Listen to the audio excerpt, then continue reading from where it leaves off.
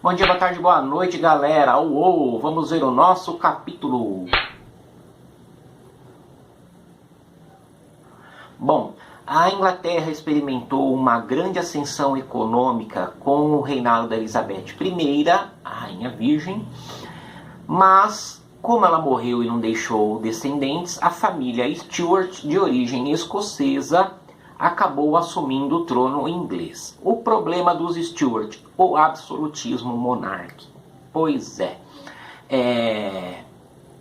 o rei Jaime I chegou a fechar o parlamento por 7 anos, né? Ele fechou o parlamento e governou sozinho por 7 anos, fez guerras com a França, enfim, um reinado bastante autoritário. O seu filho, Carlos I, não deixou por menos, ele era um rei muito autoritário, né? Ele governava sozinho. Existiam outras questões também. A Inglaterra, na época, vivia problemas entre a Igreja Anglicana, que era oficial do Estado, os católicos, que eram um número pequeno, mas eram associados à Espanha, a potência católica da época, e também os calvinistas. Os calvinistas, que eram chamados de puritanos, por ser uma religião que tem aquela crença na predestinação, que Deus abençoa os que têm sucesso financeiro. Então, os calvinistas, eles eram a maioria da burguesia da Inglaterra, né? Quando o parlamento voltou, ele era a Câmara dos Comuns, né, ocupado pelas pessoas da burguesia, ele era totalmente puritano. Então, o Carlos I, né, ele organizou um exército, lutou contra os franceses, né? E essa guerra causou muitos conflitos entre o parlamento e entre o rei, né? O rei foi assinar uma petição de direitos, né, dizendo que ele convocaria o parlamento se ele precisasse de orçamento para a guerra, se ele precisasse aumentar os impostos, né? Só que, na verdade, ele não convocava o parlamento, né? E ele aumentou a perseguição aos puritanos, tanto que o grande número de puritanos da Inglaterra acabou indo para os Estados Unidos, né? Vendo a colonização dos Estados Unidos, nas 13 colônias, a gente vê que uma parte muito significativa dos colonos ingleses que haviam migrado para a América eram puritanos calvinistas. E, enfim, então isso vai causar muitos problemas, né? O rei Carlos I muito autoritário, o parlamento não aguentava mais tanto desmando, né? Tanto abuso de autoridade, não era consultado para nada. Resultado, o parlamento se uniu sob a liderança de Oliver Cromwell, que era burguês e calvinista, e fez um exército contra o rei. O exército do parlamento se chamava Novo Exército Modelo, ou sua sigla em inglês New Model Army, né? A tradução em inglês é New Model Army, novo modelo de exército. O que tinha de novo nesse exército? Novo modelo de exército, modelo de exército novo, enfim, né? O sentido não muda muito. Então, o que tinha de novo? Nos exércitos da época, os grandes cargos eram ocupados por pessoas da nobreza, fossem elas competentes ou não. No New Model Army, para galgar os altos postos do exército, você tinha que ter competência, né? Aí sim é a questão do mérito, da meritocracia, não a distorção de meritocracia que a gente tem no Brasil. Então, quem tivesse mérito, quem fosse um militar inteligente, forte, estratégico, subiria postos dentro desse exército.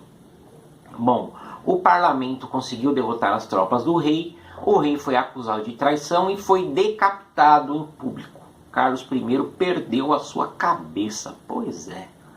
Os ingleses sempre foram ousados, tiveram a ousadia de cortar a cabeça do rei, não vamos nos esquecer. O rei era considerado um escolhido de Deus. Então, se um escolhido de Deus perdeu a sua cabeça, é porque o negócio não tinha pouca atenção envolvida, não. Bom, o que aconteceu? O Oliver Cromwell foi considerado pelo parlamento o Lord Protector, Lord Protetor, e passou a governar a Inglaterra de uma forma absurdamente absolutista, talvez até mais que o Carlos I. Governava a Inglaterra sozinho. Teoricamente, a Inglaterra tinha deixado de ser uma monarquia e virou uma república. Mas na prática era uma monarquia absolutista de alguém que não era da nobreza, que era da burguesia calvinista. Só que o Cromwell não foi barrado pela burguesia. Por quê? Porque ele fez os atos de navegação, por exemplo. Os atos de navegação proibiam navios que não tivessem mais da metade da tripulação inglesa de fazer comércio na Inglaterra. Quais navios teriam pelo menos metade da tripulação inglesa? Os navios ingleses. Com isso, a Inglaterra quebrou a Holanda, tá? Que era a grande concorrente no comércio marítimo.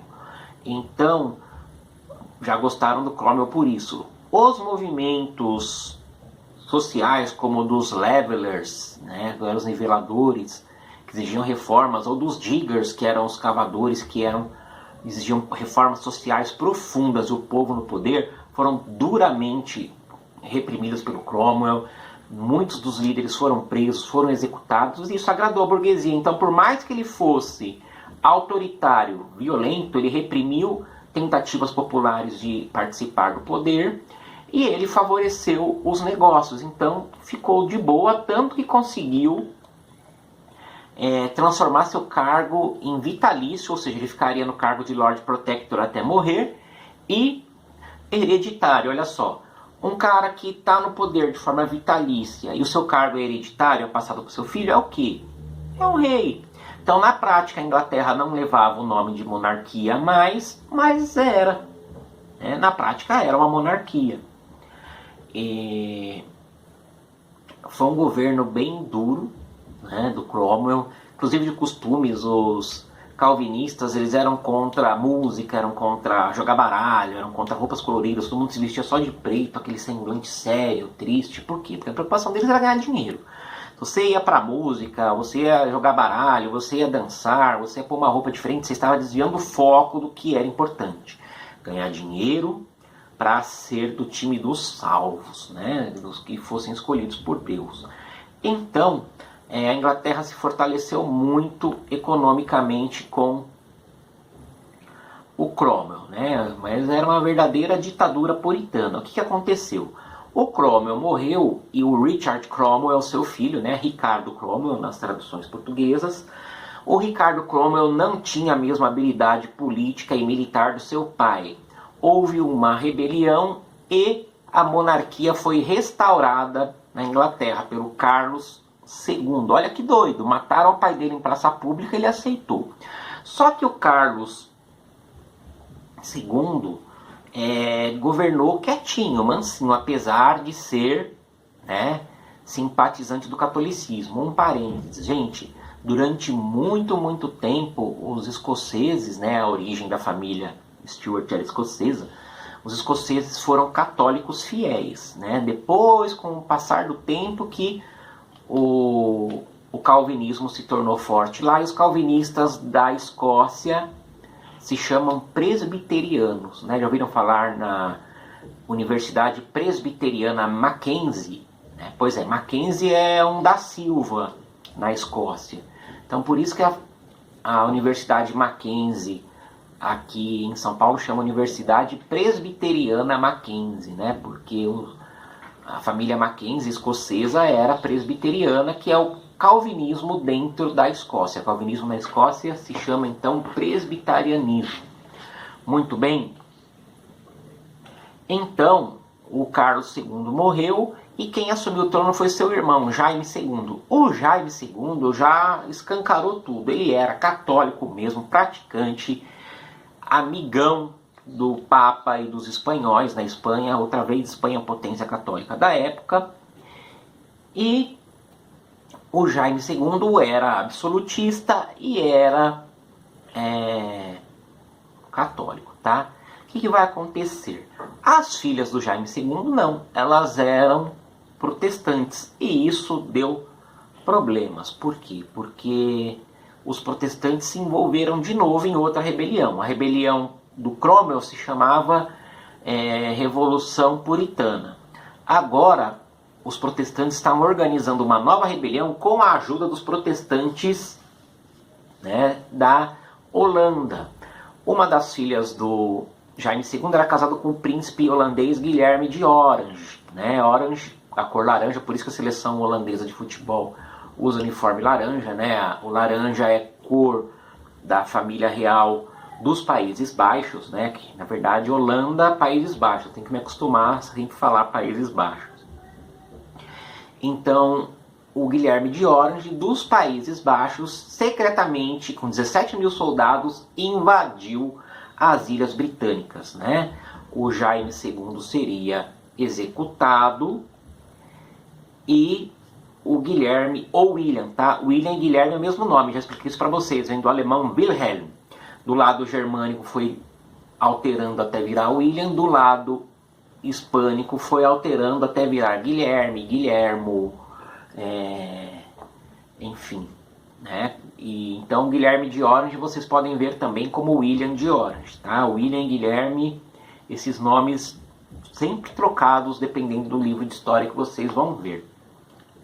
Então, o Guilherme de Orange entrou com essa força furiosa, só que o Jaime II descobriu e deu no pé. Pediu asilo para o Papa, que o acolheu. Né? O Papa acolheu o Jaime II como exilado. E aí, o Guilherme de Orange foi coroado como Guilherme III.